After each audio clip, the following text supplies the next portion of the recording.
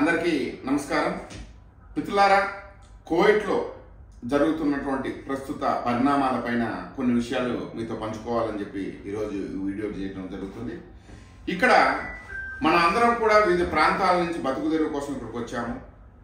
ఇక్కడ ఎంతవరకు కూడా ఈ చట్టాలకు అనుగుణంగా మనం చేసే ప్రతి చర్య కూడా ఈ చట్టాలకు అనుగుణంగా ఉండే విధంగానే మనం నడుచుకోవాలి. ఎందుకంటే ఒకనాటి కువైట్ వేరు, ఇప్పుడు కువైట్ వేరు. ఇక్కడ ప్రతి ఒక్కటి కూడా రూల్స్ అండ్ రెగ్యులేషన్స్ చాలా స్ట్రిక్ట్గా ఉన్నాయి, చాలా మార్చబడి ఉన్నాయి. మన వాళ్ళు ఏం చేస్తున్నారు అంటే, కువైట్కు వచ్చేది చాలామంది, నేను చెప్పేది వాళ్ళు ఇక్కడికి వస్తున్నారంటే ఇంటి దగ్గర ఆ ఉండే నగా నట్ర అమ్ముకోవటము, ఆ భూమి గుట్ర తాకట్టు పెట్టుకోవటము, అవన్నీ కూడా చేసుకొని ఎలాగోలా ఆ దేశానికి వెళ్ళి అక్కడ సంపాదించి నా చెల్లెళ్ళకి పెళ్లి చేయాలి, నా కుటుంబాన్ని పోషించాలి, మా పిల్లలకు మంచి చదువులు నేర్పించాలి, ఈ విధంగా అనేక రకాలుగా ఆలోచించుకొని ఒక ఇల్లు కట్టుకోవాలనో, ఒక పొలం కొనుక్కోవాలనో, ఇలా పలు రకాలుగా ఆలోచించి ఇక్కడికి వస్తున్నాము, పనులు చేసుకుంటూ కూడా ఉన్నారు. కానీ కొంతమంది విపరీతంగా ఈ లోపల చూస్తున్నారా, ప్రతి శుక్రవారం మాల్యాకు వెళ్తే ఆ మాల్యాలో మద్యం సేవించి అక్కడ ఎక్కడో కూర్చొని గుట్టు గుప్పుగా ఎక్కడో రూమ్లో తాగినారంటే అది కూడా ఇక్కడ తప్పు. పట్టుకుంటే ఏమీ లేదు, నేరుగా ఫింగర్ అద్ది మిమ్మల్ని ఇంటికి పంపించేస్తున్నారు. నువ్వు తాగింది కాక మళ్ళీ మాల్యాలకు పోయి అక్కడ డ్యాన్సులు వేయటము, అక్కడ నడచటము, అక్కడ తూగటము, పడిపోవటము, ఇవన్నీ చూసి పోలీసు వాళ్ళు ఈడ్చుకొని పోతుంటే అవి చూసైనా కానీ మిగతా వాళ్ళు తెలివి తెచ్చుకోకుండా అలాగే ప్రవర్తిస్తున్నారంటే వాళ్ళ ధైర్యం ఏమి? ఆ తాగిన మత్తులో మీకు ఆ 10 నిమిషాల లేదా ఆ కొద్ది గంటల లేదా ఆ ఒక్క రోజా మీకు ఆ మత్తు ఉండొచ్చేమో, కానీ ఒకవేళ కనుక మీరు పట్టుపడితే మీ జీవితం ఏమవుతుంది? ఇక్కడ మీరు ఏదైతే ఆశలతో ఇక్కడికి వచ్చారో ఆ ఆశలన్నీ అడియాసలై మీ అప్పులన్నీ అలాగే ఉండిపోయి ఇంటి దగ్గర మీరు ఈ ఊచలు లెక్క పెడుతూ జైలు పాలయ్యి ఫింగర్ అది మిమ్మల్ని ఇంటికి పంపిస్తారు. ఇంటికి పోతే చేసిన అప్పులు అక్కడ తిండి లేక మళ్ళీ అదే పరిస్థితి, ఆ పరిస్థితి కూడా అంతకన్నా హీనమైన పరిస్థితి బతకాల్సి వస్తుంది. ఎందుకంటే ఆ ఉన్న కొద్ది గొప్ప అడమానం పెట్టేసి అమ్మేస్తే మీరు ఇక్కడికి వచ్చింటారు అప్పో సప్పో చేసి. కాబట్టి ఒకసారి ఆలోచించండి. ఇక్కడ ప్రతి ఒక్కటి జూదం ఎంత నేరం, వ్యభిచారం, మద్యం సేవించడం, అలాగే ఈ మట్కా నెంబర్స్ రాయటం, బెట్టింగులు, ఆన్లైన్ బెట్టింగులు అండి.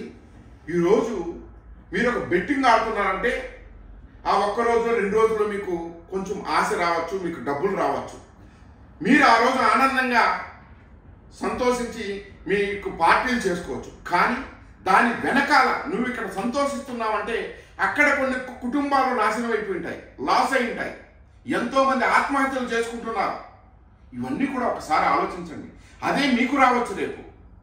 ఈరోజు నీ కష్టార్జితాన్ని కనుక నువ్వు నమ్ముకుంటే, నీ 10 దినారులు కనుక నీకు జీతం వస్తే ఆ 10 దినాల్లో ఈ 2 దినాలు నేను కుటుంబానికి పంపించాలి, ఈ 2 దినాలు నా పిల్లల చదువు కోసం వెచ్చించాలి, ఈ 2 దినాలు నేను ఒక సైట్ కొనడానికి వెచ్చించాలి, ఈ 2 దినాలు నేను బ్యాంక్ సేవింగ్స్ కోసం పెట్టుకోవాలి.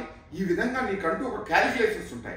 అదే కనుక నువ్వు జూదానికి పోతే నీ ఆదాయం ఎంత వస్తుందో, నువ్వు ఎన్ని అప్పులు చేస్తున్నావో, ఎంతమంది కాళ్ళపైన పడుతున్నావో ఆ డబ్బుల కోసం, ఎంతమంది అప్పులు వాళ్ళు నిన్ను వేధిస్తున్నారో, ఆ వేధించేది తట్టుకోలేక నువ్వు ఎన్ని అబద్ధాలు చెప్పుకోవాలో, ఎక్కడికి పారిపోవాలో, ఎక్కడ నువ్వు ఫోన్ ఆఫ్ చేసుకుని ఎన్ని రోజులు నువ్వు దాంకొని ఉండాలో నీకే తెలియని పరిస్థితి. కాబట్టి ఇలాంటివి మానుకోండి. మనకు ఊరికే వచ్చేది. ఈరోజు కొన్ని చోట్ల చూస్తున్నాం, బెట్టింగ్లకు వెళ్ళి ఎక్కడన్నా కూర్చొని కనీసము మొన్న రీసెంట్గా ఒక సెలవులకు వెళ్ళాను సేవింగ్ చేసుకోవడానికి. సేవింగ్ చేసుకుంటే అక్కడ పోయి 6 అంటున్నాడు. ఎక్కడ వాళ్ళ 6 అని చెప్పు, ఇక్కడ ఏడాది కట్ చేస్తాడని భయం. అంటే వాళ్ళ టెన్షన్, వాళ్ళ పడుతున్నటువంటి టెన్షన్. ఎందుకండి ఇవన్నీ? మనం వచ్చింది ఎందుకు? ఇలాంటి వేదన చేసుకోవాలంటే మన దేశం లేదా? ఒకసారి ఆలోచించండి మిత్రులారా. మీకు తెలిసింది 10 మందికి చెప్పండి. ఇప్పుడు పరిస్థితులు ముందు మాదిరి లేవు, ఇక్కడ ముందు మాదిరి లేవు. దయవుంచి ఆలోచించండి. మద్యం సేవించి రోడ్లలో తిరగటము, మనం హీరోలమా ఇక్కడ? ఎవరైనా కానీ దొరకనంత వరకే దొరలు, దొరికిన తర్వాత అందరూ అంతే. కాబట్టి ఒకసారి ఆలోచించండి. అలాంటి వాటికి పోకుండా మనం వచ్చిన పనిని మనం చేసుకుంటూ మన వెనకాల ఒరే మనకి ఏదైనా ఈ పరిస్థితి జరిగింది. ఇప్పుడు ఎంతోమంది అమాయకులు కూడా మనం చూసాం. రీసెంట్గా కూడా జరిగిన సంఘటన, వాళ్ళు ఏదో ఊరి కోసం మేలు చేసుకునేదానికి ఊరి చీటీలు వేసుకుని అక్కడ కూర్చొని ఉంటే వాళ్ళందరినీ కూడా ఆ డబ్బులు పెద్ద మొత్తంలో ఆ డబ్బులు అవి తీసుకొని పోయి వాళ్ళపైన ఏదో జూదం ఆడారనో ఏదో ఆ విధంగా పట్టుకొని వెళ్ళారు. ఈరోజు వాళ్ళు ఊచలు లెక్క పెడుతూ పాపము బయటికి రావడానికి బిక్కుమంటూ అక్కడ ఏడ్చుకుంటున్నారు. కొత్తగా వచ్చారు, చదువుకున్న వ్యక్తులు ఉన్నారు, కూలీనాలు చేసుకునే వ్యక్తులు ఉన్నారు. వాళ్ళందరూ కూడా ఒక్కసారి వెళ్ళిన తర్వాత బయట వస్తామా లేదా అనేది మన చేతుల్లో లేదు. ఆల్మోస్ట్ 100కి 99.9% పోయిన వాళ్ళని అట్టే పంపించేస్తున్నారు. కాబట్టి ప్రతి ఒక్కరూ కూడా ఆలోచించండి. మీరు ఏదన్నా ఒక పని చేస్తే మీ వెనకాల ఎంతమంది ఆధారపడి ఉన్నారు, నీ సంపాదనతో నీపైన ఎంతమంది ఆధారపడి ఉన్నారు ఒక్కసారి ఆలోచించుకోండి మిత్రులారా. నీ సంపాదన వెనకాల, నీ శాలరీ వెనకాల, నీ ఇక్కడ పడే నీ కష్టం వెనకాల నీ చెల్లి పెళ్ళి ఉంది, నీ తల్లి ఆరోగ్యం ఉంది, మీ పిల్లల భవిష్యత్తు ఉంది.